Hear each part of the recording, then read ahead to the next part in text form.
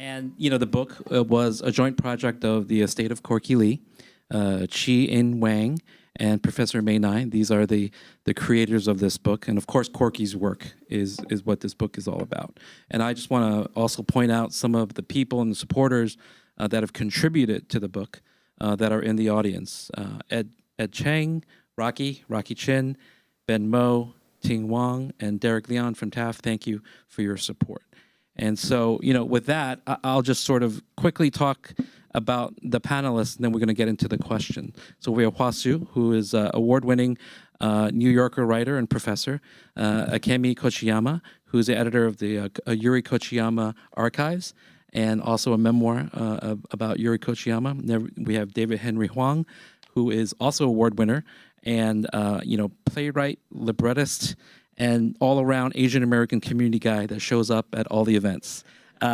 He just like Corky, and Professor Mae Ngai, professor of history and ethnic studies and Asian American studies at Columbia, among many other things. And so with that, I want to welcome all of them to the stage. And I'm going to jump right into the first question for Hua Hsu, because you wrote the foreword for the book. So who was Corky Lee, and why is this book important? Thanks, everyone, for being here, and thanks to Mae for inviting me to be a part of this really wonderful book. I'm sure many of us here know who Corky was. I'm sure many of us met him as well, or were in rooms like this with him. But for those who don't know, he's simply put sort of like he was the living history, the living historian of Asian America. The term Asian American has really only been in existence since the late 60s, and at least since the mid 70s, Corky was the sort of sole individual who was documenting it relentlessly, tirelessly. He called himself the photographer laureate of Asian America, and it was absolutely true. I think we all have stories as well of just how tireless he was, the different kinds of events, from small community events to large rallies and protests. He was there and sort of writing that first draft of history. And I think at a time when we can take for granted images, photography, sort of being present in history, his vision of photographic justice is as important as it ever was. And just by bearing witness, he was able to show us our connections and show us our lineages. It wasn't always didactic or obvious what connected all of these different Asian Americans, but just by being within his frame, he was envisioning these new communities. And I think they're communities that we continue to find meaning in today. Yeah. Corky picked up a camera when picking up a camera for a new college graduate was an expensive endeavor. And, it was like something to press that button and take a picture. It costs money and time. So I'm going to turn to Professor Mae and ask us to tell us a little bit about Corky's background. Who was he?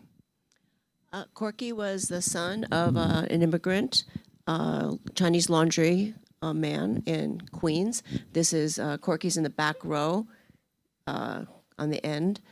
This is his extended family outside the Lee family's laundry in Jamaica, Queens.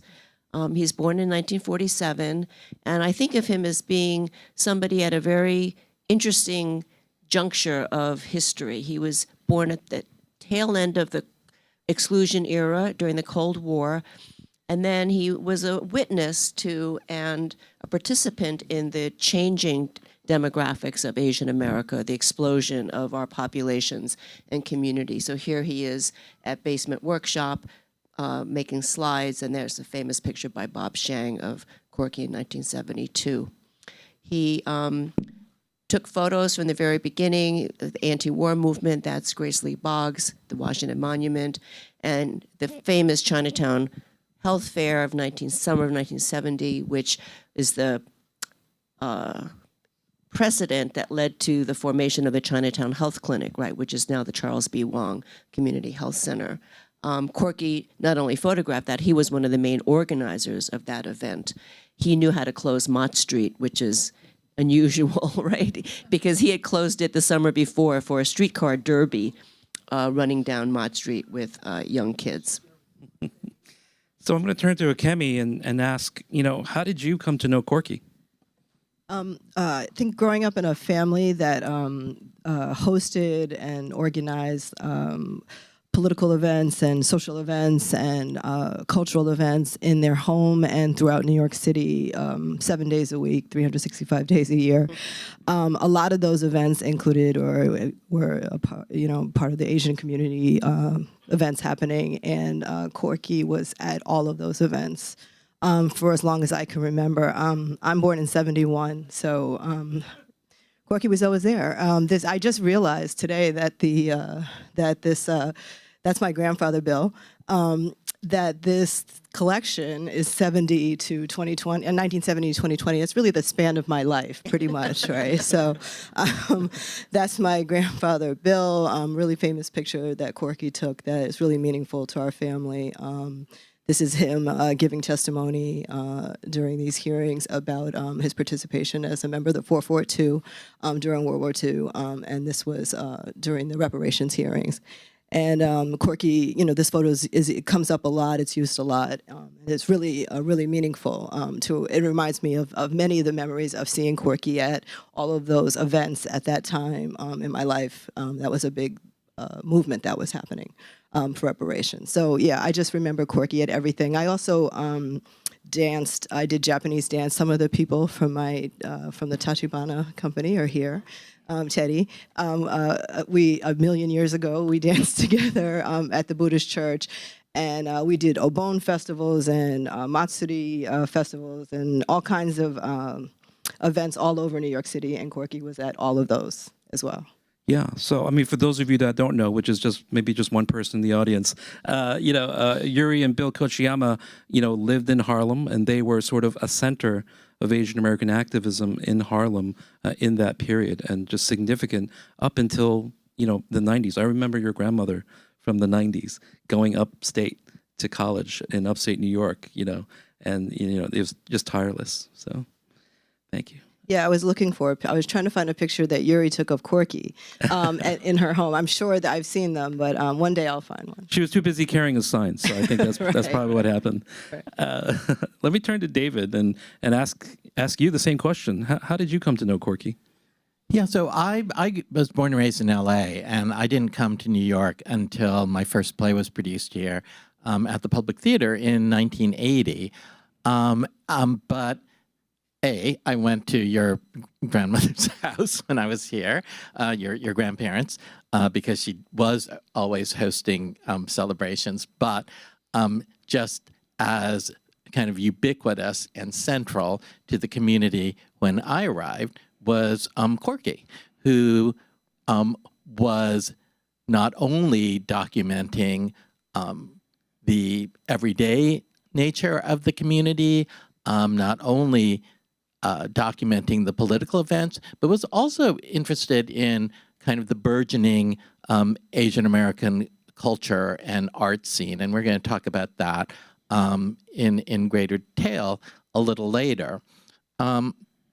But I think what's really interesting to me now, looking back, is a lot of us who were involved in arts and culture during that period, the sort of late 70s through the 80s, didn't necessarily know that what we were doing was going to end up having an impact on the culture at large. And I remember talking with the playwright Philip Kahn-Gotanda at a certain point in the 90s about, well, what has happened that you didn't think was going to happen? And he said, oh, I never thought we would be studied in schools. So even that felt like too great a reach to sort of envision, except in our kind of most optimistic dreams. And the way that Corky fits into this is that I think of Corky as somebody who was regarded, who was known in our community, certainly, and then known in a larger sense by kind of a mainstream, what we're going to call them, news organizations and social groups, as someone who, documented Chinatown, documented the Chinese community, and then a little later, documented the Asian American community. And I think now with the publication of this book and events like this, we're really acknowledging the degree to which he was a major and central American artist, and that the photography is really canonical to what it means, meant to be Asian American, but meant to be an American during all the periods when he was pretty ubiquitous in our community. So now that we've sort of set, I think, the larger framework, I want to go back to the beginning, to the larger social movements of the time that birthed Corky and the Asian American movement. And the way I talk about it is that there was a civil rights movement, there was a Black Power movement, and then there was the Vietnam War. And one of the things that I learned from reading Professor Ngai's essay was that Corky was a conscientious objector. And he received that, and he then served as an organizer in Chinatown. And what struck me was, at that moment, those ideas and taking that stand was a life and death matter. That taking that stand actually had life and death consequences. And I think he took the seriousness of that sort of throughout his entire career. And so I just want to turn it back to you now, Professor Ngai. Tell us about the major events that he photographed and that he came out of and that he documented. You want to scroll forward Yes. a little bit? So, well, that's, okay.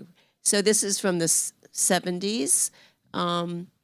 You know, I think a lot of people were surprised to know that there was an anti-police brutality movement, a mass movement in Chinatown in the 1970s.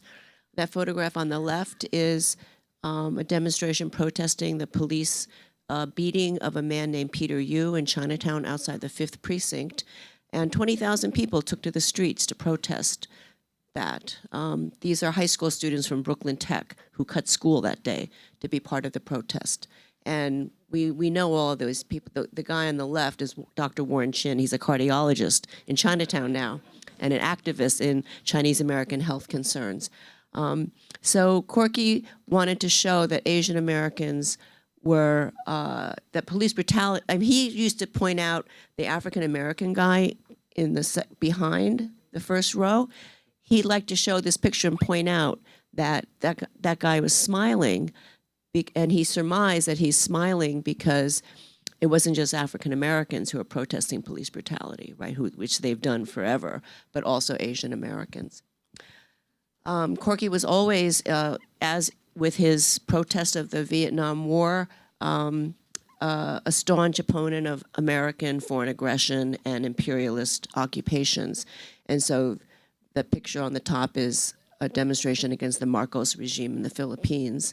And then the bottom picture is the head of the Chinese Consolidated Benevolent Association, M.B. Lee, greeting Muhammad Ali when he came to Chinatown in the mid-1970s. So there was always an aspect of solidarity across the racial lines that Corky thought was important. The picture on the right, as Akemi was talking about, was one of the annual Day of Remembrances. That's the artist Minnie Okubu from Topaz at the Candlelight Vision. And of course, Vincent Chin, which was one of the highlights, one of the significant markers in our history, again, of racist brutality, and a judge who let off the killers with no jail time and a $3,000 fine. Corky went to Detroit to that protest because he knew of its importance. And the bottom photo is the famous 1982 Chinatown garment workers strike.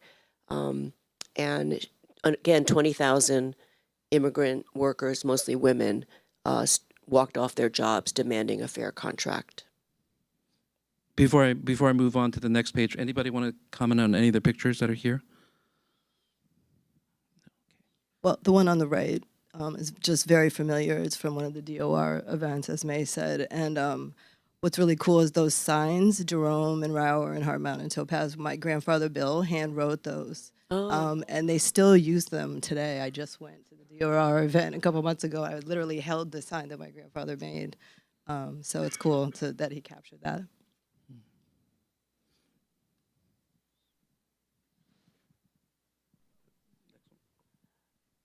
Well, this is, 1988, Jesse Jackson's presidential campaign. A lot of people in Chinatown supported that.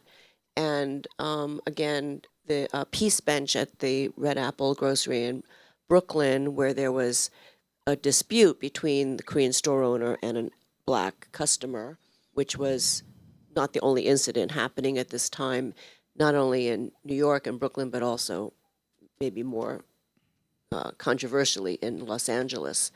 And Corky was very much about documenting Asian Americans' support and solidarity with African Americans. Yeah, and I'll just note that when Jesse Jackson ran for president, he talked about a rainbow coalition, if you remember, and in particular, he highlighted Vincent Chin, which was an organizing case active in the Asian American community at the time, and elevated it into a national platform that it didn't have before then.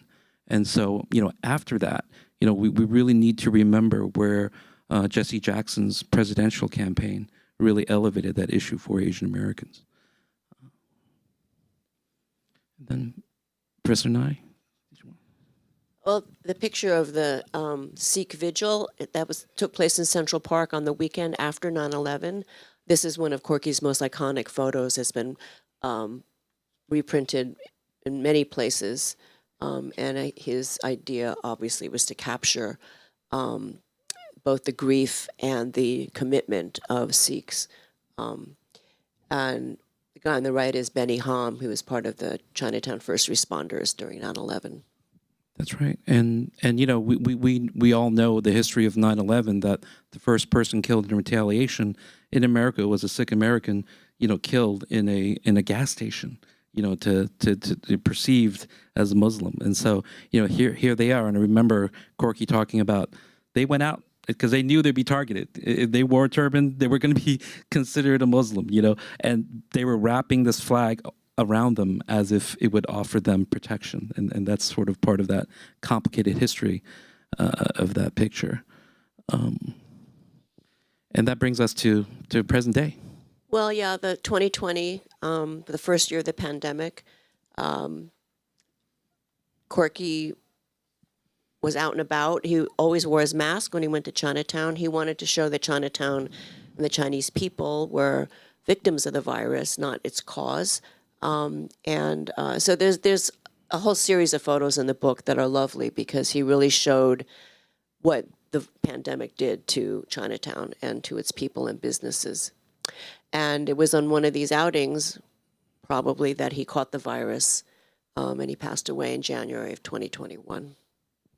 So the, anti-Asian hate and sort of the COVID-19 virus was in many ways the last sort of big project that Corky photographed before his unfortunate passing.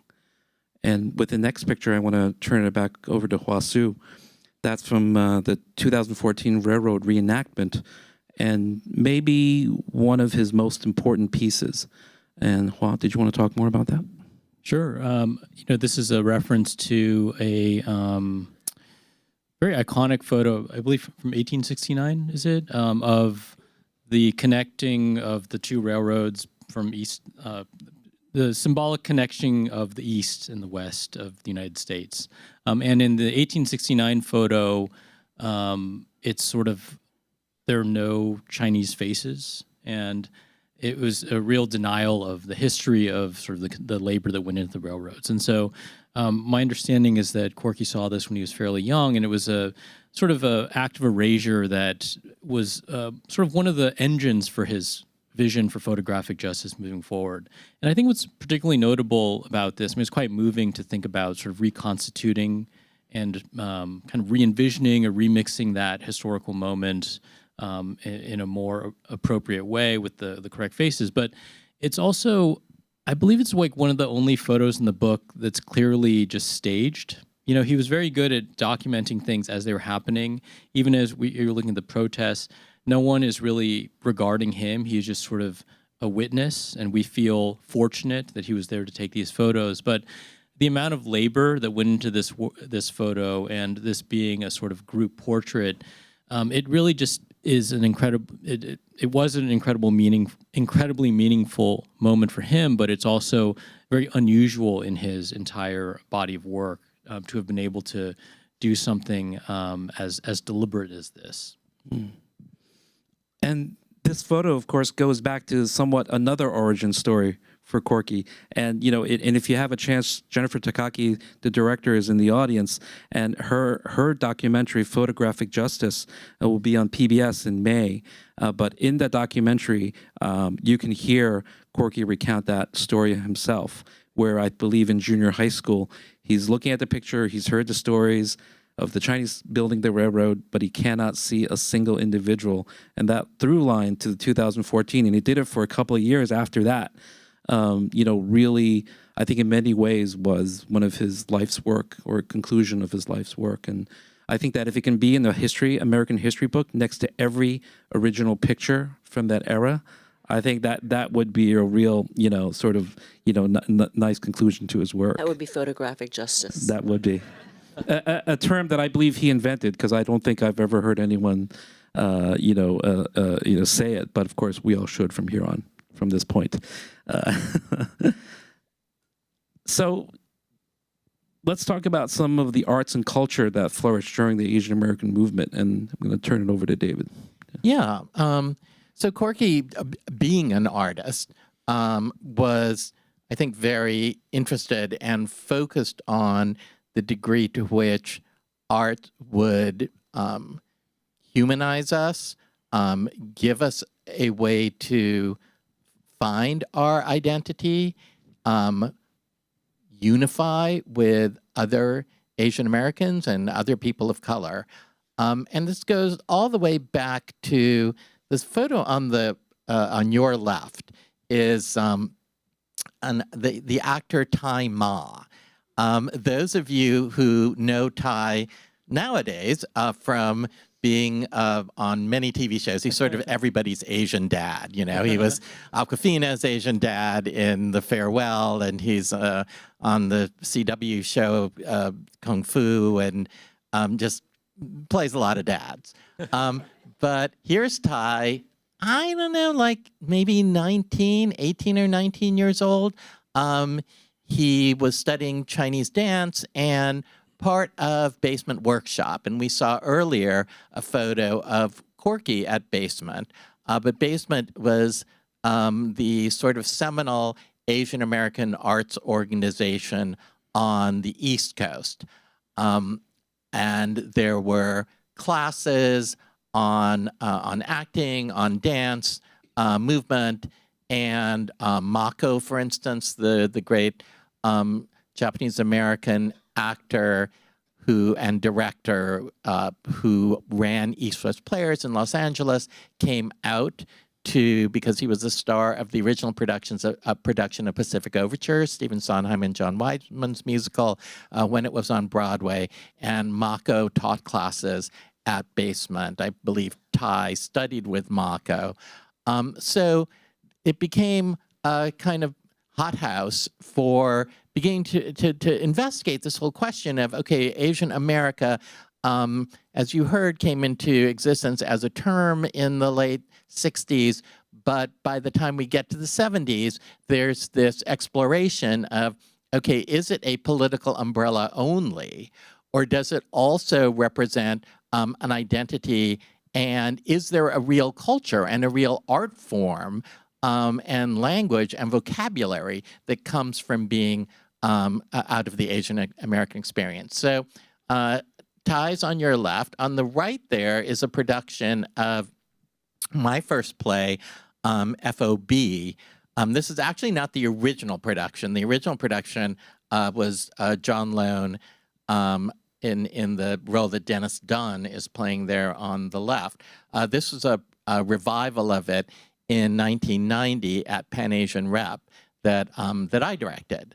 But the original production of FOB happened at the Public Theater because of the result of a protest that the public had done in around 1979, had done a play in which a white actor was cast in an Asian role. And this led to the Asian actors of that day, who were few in number and had no power, protesting in probably the first yellow-face protest in New York theater history in front of the Public Theater. And Joe Papp, the founder of the Public Theater, who was still running it at the time, invited the protesters into his office and hired one of them onto his staff, a guy named David Oyama, with the brief to find plays by Asian actors. And it was about that time that my play FOB, which I had written to be done in my dorm at Stanford, came across their desk. So I think that's an example of the confluence between community activism and art. And essentially, I am the beneficiary of affirmative action because that's what affirmative action does. It identifies a social need and creates a program to try to redress that. And the door opened a little bit, and I was the person who got to walk through. The photo on your left is Margaret Cho in the middle.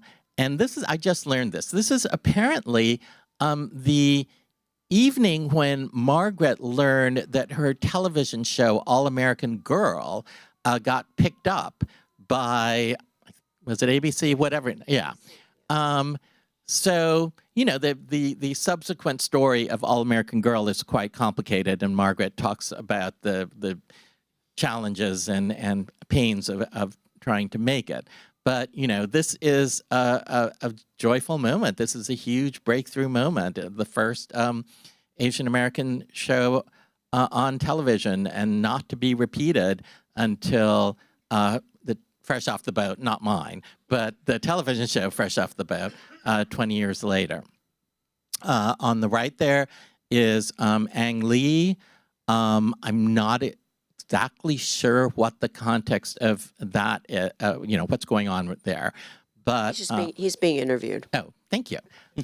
So, yeah, so Ang is, and, you know, just sort of shows Corky's range, right? That he is shooting stuff at Basement. But then he's also present when Margaret's show gets picked up. And he's also present when, you know, Ang is being interviewed. Yep. I think we have one more. Do we have one more arts and culture one? Yep. Okay, so these are two important protests. The one on the left is when Year of the Dragon, which was Michael Cimino's movie, gets released, and it has a lot. Okay, on the plus side, it has John Lone being really sexy. But on the negative side, it's mostly negative. It's this sort of portrayal of Chinatown and as a sort of gang-ridden place, and, you know, with the white savior and the Asian woman who only, of course, gets sexually assaulted by an Asian man. And so there are protests against the stereotypes. And on the right is the first big yellow-face protest in New York theater history, which is against the casting of Jonathan Pryce as the Eurasian pimp in the musical Miss Saigon when it first comes to Broadway. And this is the first time the issue of yellowface is elevated into the national consciousness. And almost virtually all of New York culture and politics and society comes out against us. I was involved, that was the one that I was involved in. And an important marker in throwing off the mono-minority myth and standing up to white supremacy, and then in my memory, really learning about the intensity of the pushback by white supremacist culture and what we often think of as the kind of liberal and progressive artistic establishment in this country when you stand up to it. Thank you. That picture of the Miss Saigon protest that Corky took was run in the New York Times. And David Dinkins, I don't know if he was a candidate or he was a mayor back then, but in that era, you know, having I don't think the he was support- mayor yet. So he was running, right? Having sort of the support of the African American community showing up there, I think that's certainly sort of one of the points of that photo. And you know, yeah, sorry. No, just go back. So the videographer on the left is from Basement.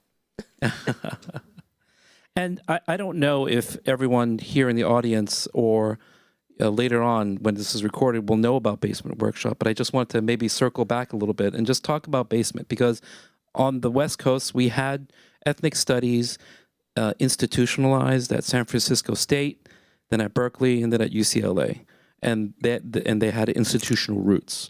On the East Coast, we had programs at CUNY, but they did not similarly get institutionalized. But we had the Basement Workshop, which was a nonprofit arts collective that is probably deserving of more knowing. And I know there's a PhD student that's doing it, but can we just talk just a little bit more about that, so we give that sense for people to learn about what Basement was, what Basement Workshop was, and what it meant?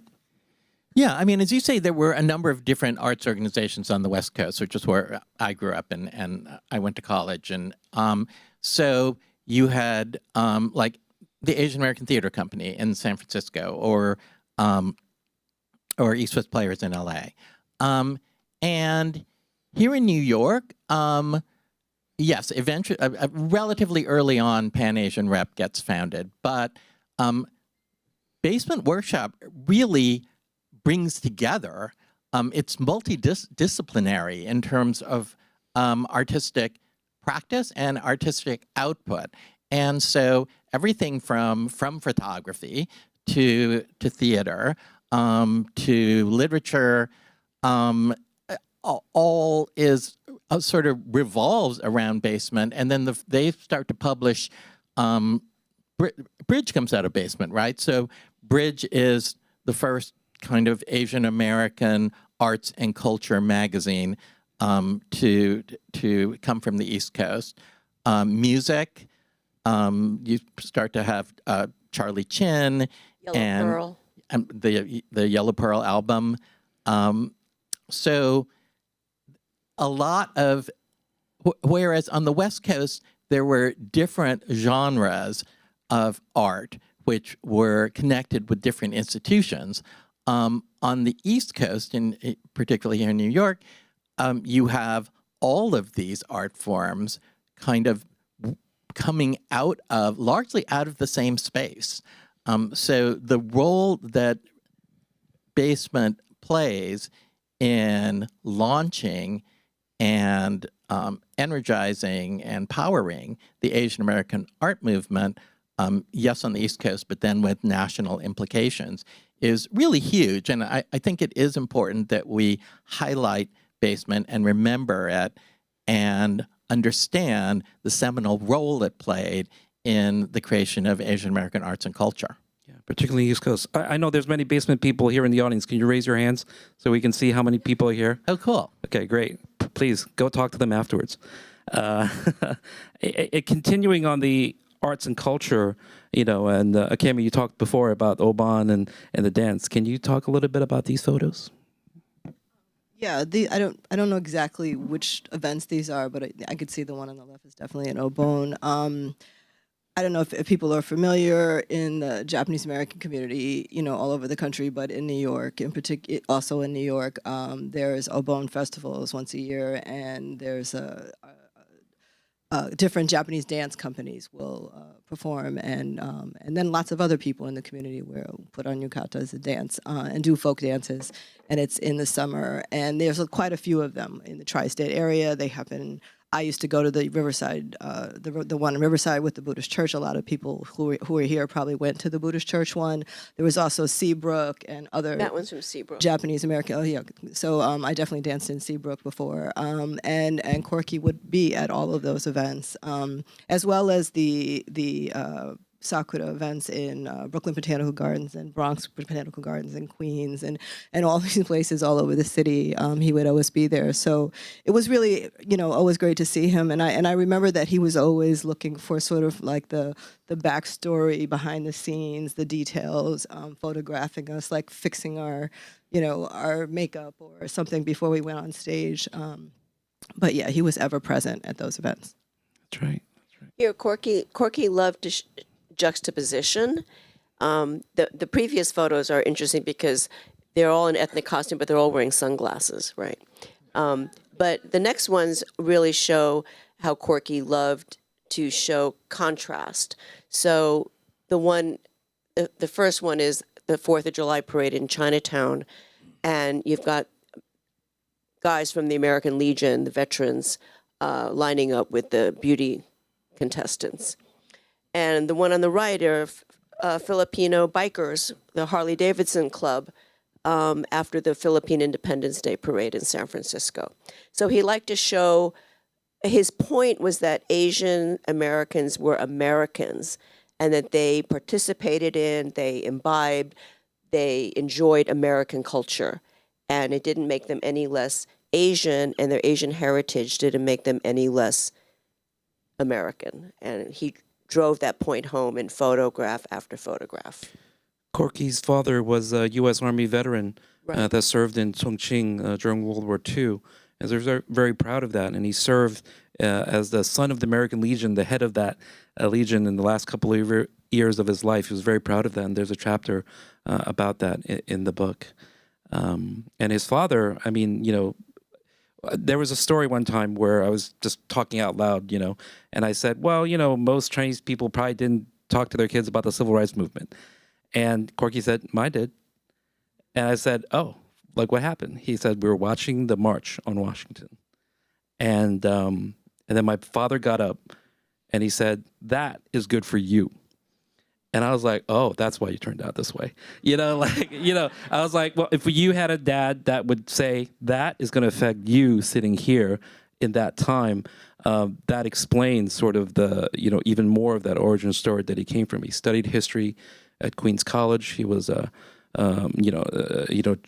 conscientious objector. I think you understood sort of all of those forces coming together in that sort of rich time that produced Corky. So, Mae, how did you choose photographs? What was the process? Did you choose? I want to. Can you go back one? A lot of the photographs are. I want to contradict Hua a little bit. I think they're actually quite intentional. Well, the one on the street, those are the Lao Hua Chow, right? The sojourners in Chinatown in the early '70s, and he liked to take still lifes. Also, those are their mailboxes, which you can see. Each one is a different single name. So. He was very interested in composition. Maybe we can go to the next one. And so the one on the left appears spontaneous, but it's not. These are the guys who won the dragon boat race in Flushing one year, and he had them pose. And he captured their exuberance, right? Their happiness at winning. But I love the story about the one on the right. Those are high school students, girls in the girls' room at the Chinese Methodist Church during a dance. And I had to, when I saw that, I said, how did Corky get into the bathroom? How did he get into the girls' room? Well, we actually met one of those women who is now an adult. And she said, we were at the dance. They're all from Brooklyn. They all went to Brooklyn Tech. We were at this dance, and Corky came up and said, I want to take a photograph of you girls.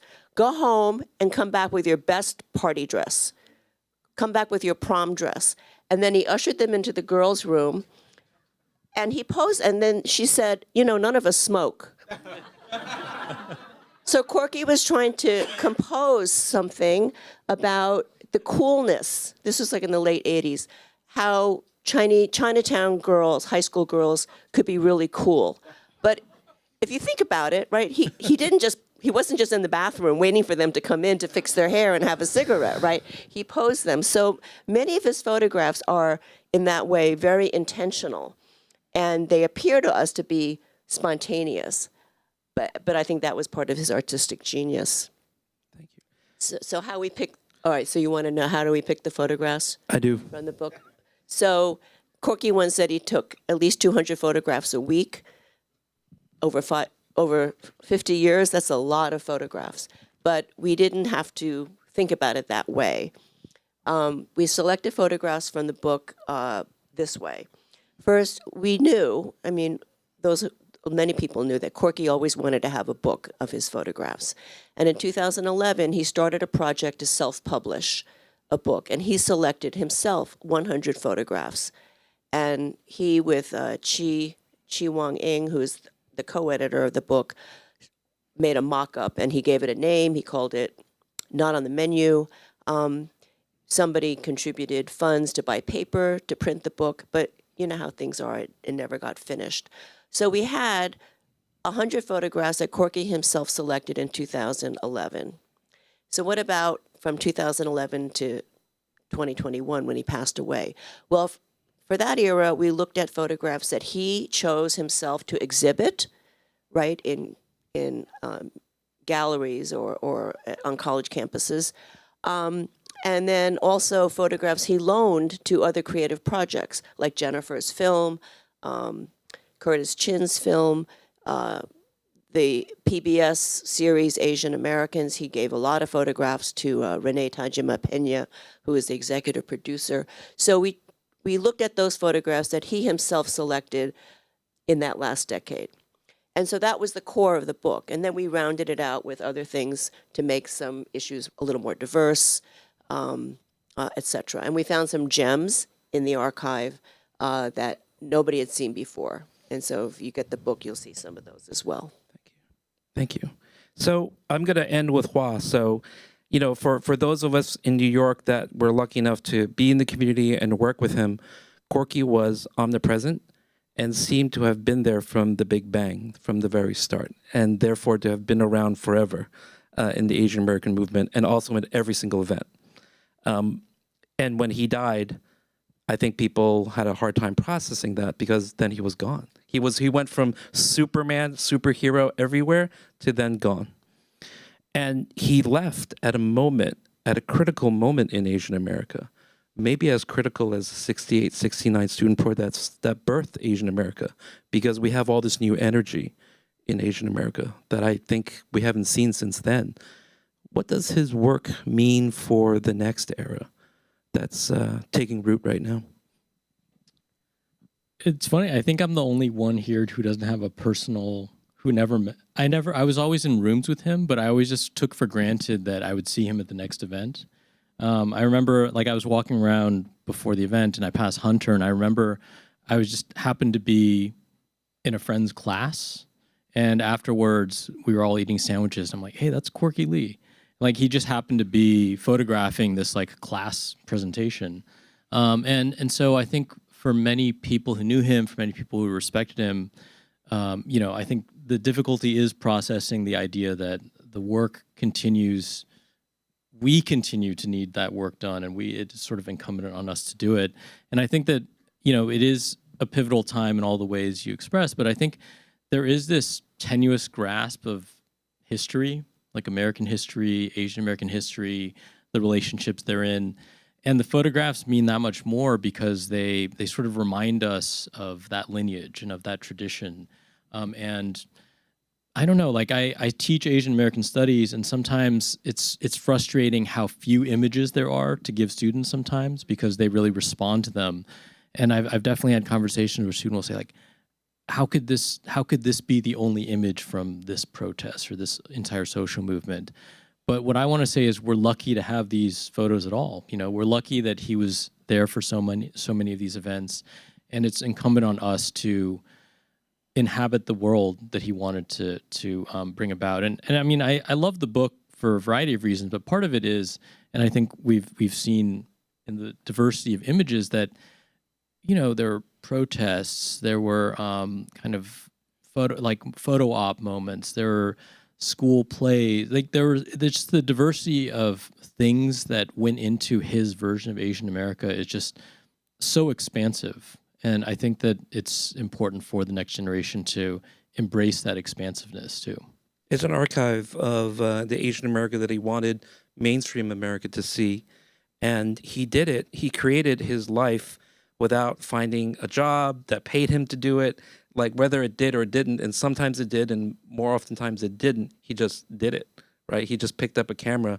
I invited him once to my government office to give a talk, and some person got up and asked a really long, complicated question about cameras. He said, just pick up a camera and shoot. And, you know, and we're very lucky he did. I wanted to give all the other panelists, if they had any other sort of concluding remarks before we turn to questions from the audience. I just think that looking at the photos now and sort of having to reflect on it, probably not having done that before, really being able to see the, you know, 50 years of his work and realizing how important it was that he was documenting it. And not only does it, like, you know, sort of counter all these stereotypes, it also is just, it's not just, he wasn't there just for the spectacle or taking pictures for the spectacle. He was capturing, I think, the depth and the details, I think, of Asian American life that most people just don't see. And I don't think there's a comparable archive of Asian American life to this one. And I think we also think about the foundations of whether it's an artistic movement or a political movement or a social movement, and understanding the past and where we came from is really important to envisioning where we can go into the future. And just one example that we've been talking about on this panel is Corky's the importance that Corky placed on documenting what we would now call BIPOC solidarity, what we then talked about as third world solidarity, but that, you know, different people of color coming together and realizing that we have common needs, common problems, common goals, and working together to battle racism really helps to put the lie to kind of the model minorityism that has become more prevalent in recent decades. And I think it's important to look and understand that legacy on that subject and many others that Corky's photography helps us to relive and recapture. You know, if you Google Corky Lee, you'll get a lot of images. He's all over the internet. When we organized the book, we did it in chronological order. We go from the 70s to the 80s and 90s to the 21st century. And what you get when you do it that way is you get a view of the historical arc of Asian America. It's the beginnings of the movement in the 70s, the growth and the diversity of our communities in the 80s and 90s, and the explosion of activity in the arts, in electoral politics, as well as protests, labor issues. And the last chapter on the 2000s and 2010s is interesting because it's bookended by 9/11 and the pandemic. And it's 20 years of resistance and growth and maturity and resilience, but it also suggests to us that history is not foretold, that Corky had a lot of hope, but also he saw the challenges we face as a community. And I hope that when people look at the book, they will see that we make our own future. He showed us how we made history as we were making it, and I hope that people will see that we continue to make our history, and that's the legacy I think he left to us. Thank you. And before we end, I'll just sort of note for further study that there are two documentaries that are out, one of which we've already mentioned, one of them which we actually screened last year here at Asia Society is Dear Corky by Curtis Chin. That'll be shown on American Masters and PBS, date to be determined.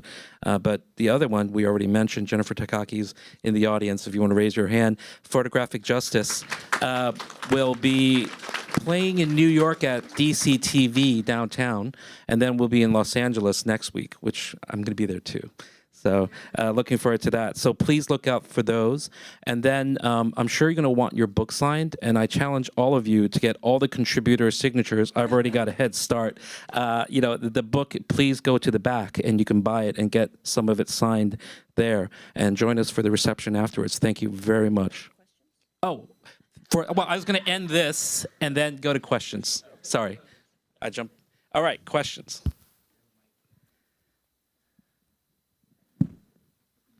Over there. Hi, everyone. Thank you for sharing your memories about Corky. I'm always trying to learn more about Asian American history in this country. I feel like it's unfortunately a topic I've been fairly ignorant about for most of my life. I wanted to ask the panel, how do you think the perception of Asian Americans, as well as the way we perceive ourselves, has changed from the 70s to the 2000s to the pandemic to now? And how did you see that sort of change reflected in Corky's work?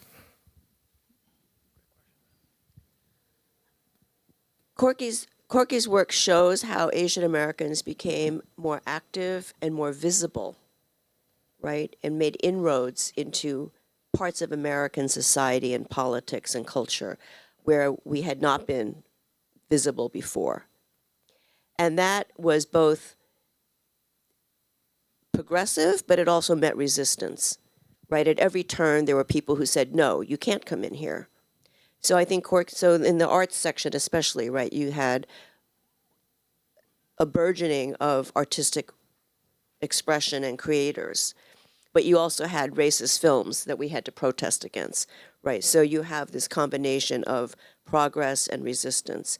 And so one of the things I say in the book is that what you see in the 80s and 90s is this explosion of demography, right? But demography is not destiny, right? You have to make it work. It's about politics.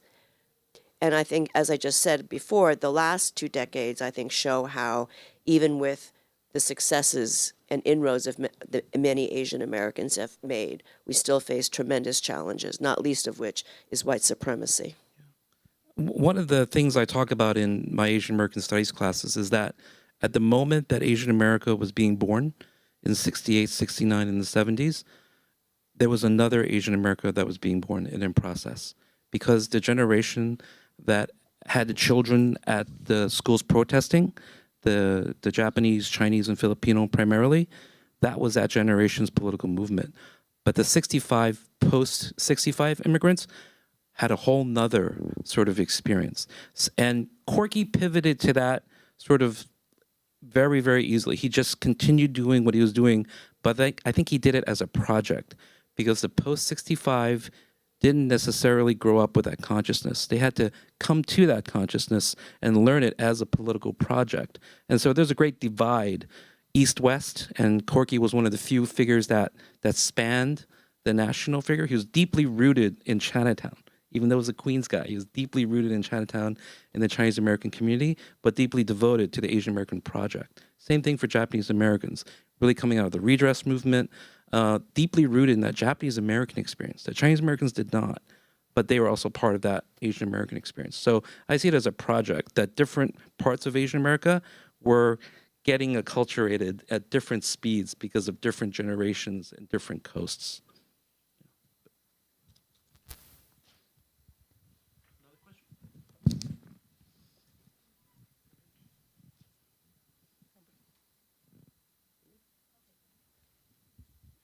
Hi, just a quick question. Hi, what about the archive's future? I'm wondering about, this book is really important. It's really sort of going to change the field, I think. But for our classes, for students, if they wanted to see more of Corky's works, where can they turn to? Is there going to be a publicly accessible sort of database or archive? There will be, but it's not organized yet. It's a big job. So stay tuned.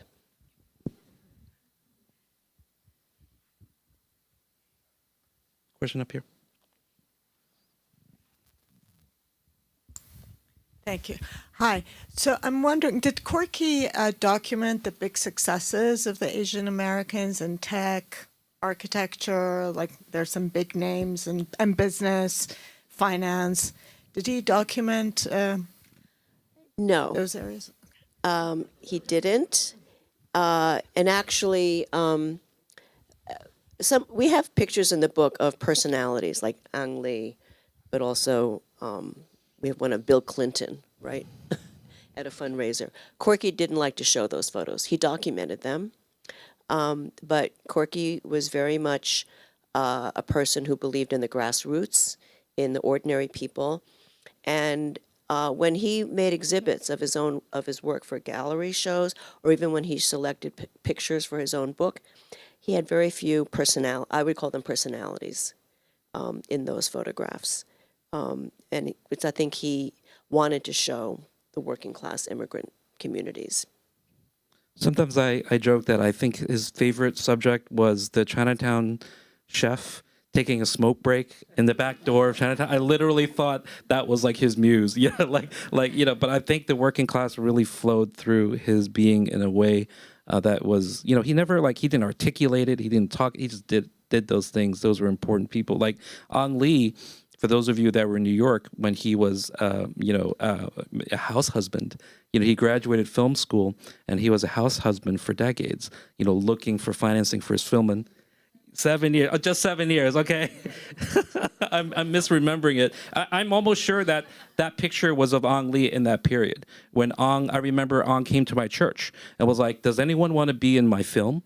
And please come to... No, that was a big film.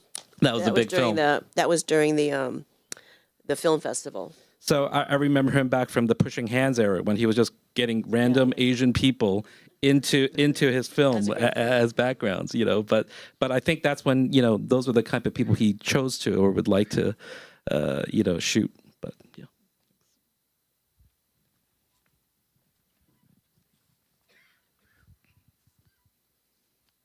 The last time I talked with Corky was about November before he passed away.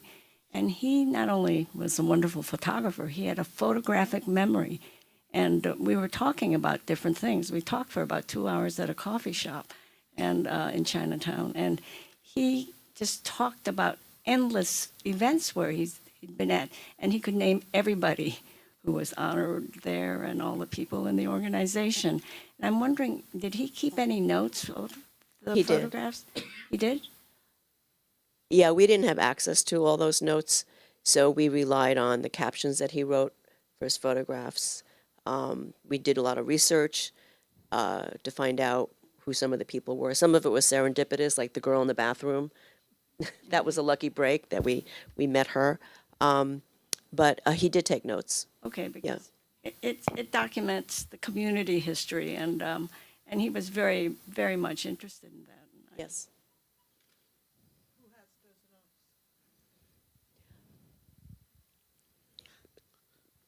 In process. It's in process. I think Corky was also known as the armchair historian. He goes to every Chinatown when he travels, and he would have information, talking to different people, and so I think much of that stuff is also in his Facebook. So if you look at Corky Lee's Facebook, it's still there for the last few years. A lot of the events that he went to, a lot of the comments he has, and he's also his politics. He would be very strongly against the kind of Trump politics in this country, and he would always be very open about it. And then, in the old days, when he was in Basement Workshop, he's one of the few people at the beginning. He thought he came up with the English name for Basement Workshop because it first rented a space in the basement.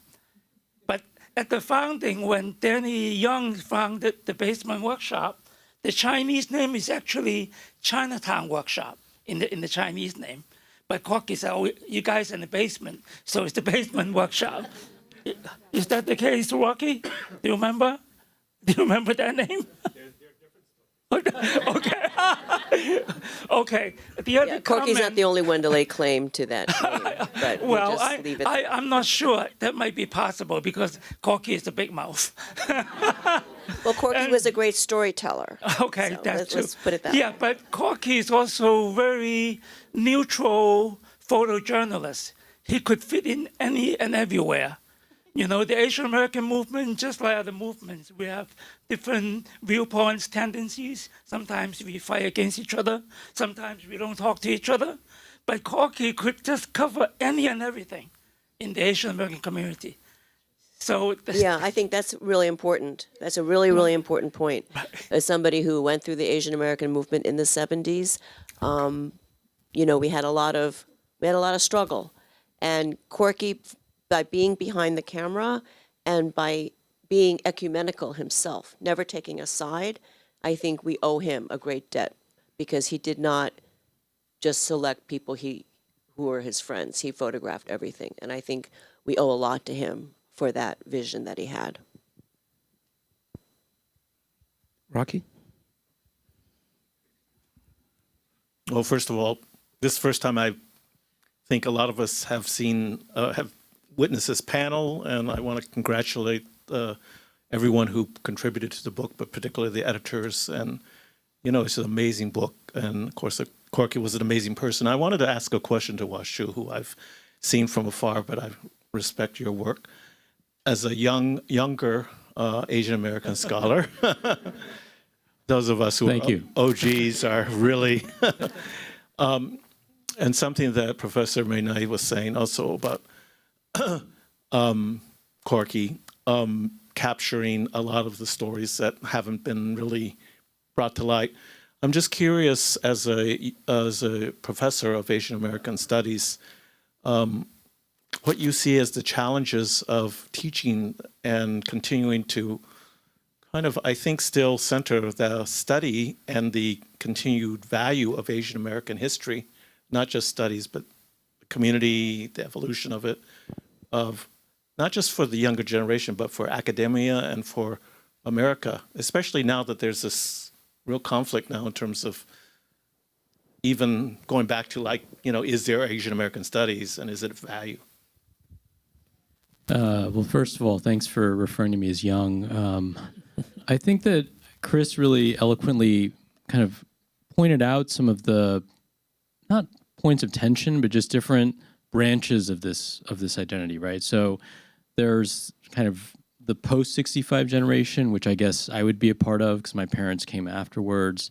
But there's also the generations that came after '89, that came in the 2000s. I mean, I still remember seeing the image of the Sikh Americans after 9/11, and I was in my 20s. I'd read all the Asian American studies books in existence at the time, and I just thought, oh yeah, of course. Like, the community is so much more than Chinese, Japanese, Korean, Filipino. And so I think that what the images do is it reminds us that we need to continue to refresh and rethink the borders around a community, because a community requires a sense of inclusivity, but also exclusivity.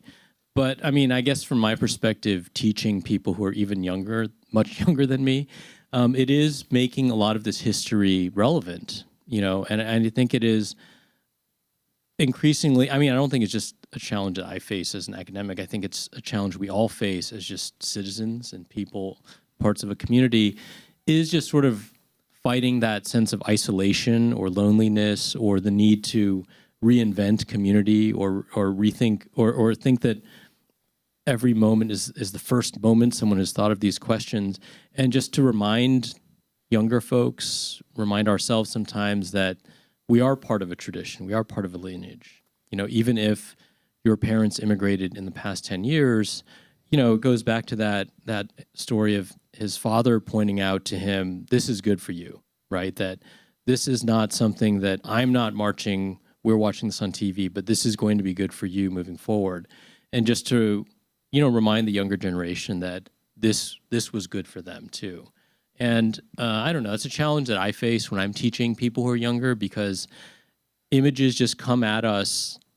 I'm sure the minute this ends, some of us will look at Instagram and it's just sort of or go on Facebook, and it just, all images just arrive sort of flat now without this context. And I think it's the beauty of a book like this, and I really commend the curation that Mae put into this, is that this is a story, and that these are the contexts that matter to us, even if we don't feel like they do. So I think it's just renewing those ties and renewing those bonds sometimes is a challenge that I see, and it motivates a lot of the work I do too. I think students, young people are really inspired by Corky. Last year when Curtis Chin was showing his film on campuses, the students came out in droves to see it. And the students are really excited about the book, but not just college students. A teacher in Los Angeles did a photography project with 4th graders, and they found Corky to be their inspiration, right? And somebody's writing a children's picture book about Corky. So he is reaching down into the next generation or even the next 2 generations. So I think he left a really important history that, that can be shared, and it can inspire young people. I'm really happy about that. 4th graders. Okay. Thank you to everyone for making this book happen. This is definitely a chance to look at the book, and definitely many very special photos in there, and there's so much more out there as well. I think Corky, like Corky, I study history in college, and those folks who know me know that he's been my inspiration when it comes to photography as well. And I think he really shows the word photographic justice is so apt, because that's what motivated him from over 50 years. Was the need to, as he said, use his camera as a sword, his famous phrase, as a sword to slay injustice. And I think one of the reasons why, and perhaps many people unfortunately did not get to know him as much, was because he was often so willing to photograph and privately also talk about topics that some might consider to be somewhat unpopular or taboo in the Asian American community or the Islamic establishment, so to speak, because he was, as a working class guy, he was very conscious of the injustices in the world around him, having had to, he and his family having had to struggle. And I think so much of that is still, and I think this is maybe a message for those who pursue Asian American studies, is that there's so much out there that's still left to be told, and so much of it. And I think Corky's photos play a very invaluable role in that, and we all have a role as well in telling that history and telling it in an accurate and fair way. For example, many people may not, across the country, some people have not heard of Corky Lee. They may not have heard of an organization called Chinese Staff and Workers Association, which is still around and at the forefront of fighting for worker justice to this day. The Asian American Legal Defense and Education Fund, so many other organizations too that came out from that movement, as well as the many veterans at Basement Workshop, some of whom I met through Corky and some of whom I met my own, everybody of whom had their tales to tell. So. And to go with what KW said, Corky, it wasn't just the photos too. Corky was also an organizer as well. And through his words, his Facebook page expressed, he didn't actually put that many photos on his Facebook page, for those who are wondering, but he did certainly put a lot of his own words in there. And that was his very authentic voice the whole time for all of us who knew him. But I guess for a question for the panel would be, where do you hope to see things going forward, both in terms of books and also in terms of what Corky Lee means for you as practitioner in the area of Asian American studies, because there's so much out there left to be told. And some of it, I think, has not been told for various reasons. That's why Corky didn't get the recognition. So many people in the establishment knew who he was. But at the same time, it took a certain series of events to get us to this stage. Well, I hope people will read the book and learn from it and teach it in their classes. And as I said earlier, his archive will be preserved and deposited in an institution where the public will have access to his photos. Thank you. Last question, and I stress question. Yeah.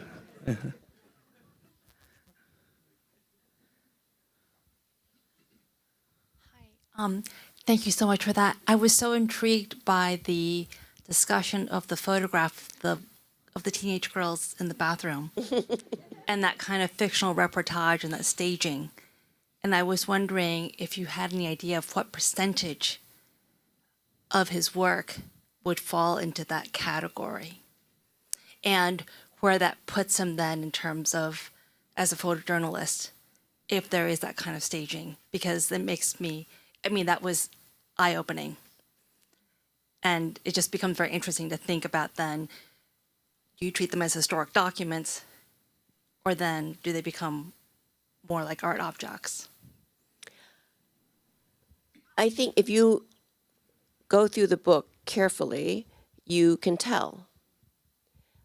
Corky was intentional, and he was very interested in composition. They're not all staged, but they're all composed intentionally. And he might take, 5, 10 shots of something till he got the one that suited him in terms of its composition. So he was not, he did have the photojournalist kind of action shot, where the imperative is get the shot, right? You have to be there, you have to be quick.